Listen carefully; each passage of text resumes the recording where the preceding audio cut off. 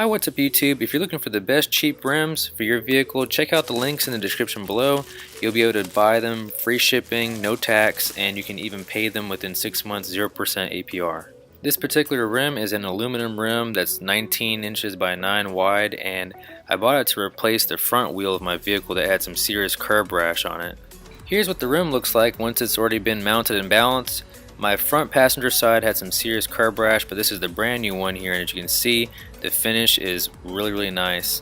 I'm going to show you real quick. In my trunk I have the jacked up rim that has a lot of curb rash and dings and scrapes all over it, so check out all these edges here. It was really nasty, so I really want to replace this. Basically, I took the vehicle to Toyota, which my vehicle is a Lexus, and they basically did a road force balance on it. It didn't even need to take an ounce of weight. That's how balanced the wheel was. And it had about 12 pounds of road force, which is really good. And it only cost around $40 something, so it was really easy to switch it out. This is what it looked like before with the damaged rim, and this is what it looks like afterwards.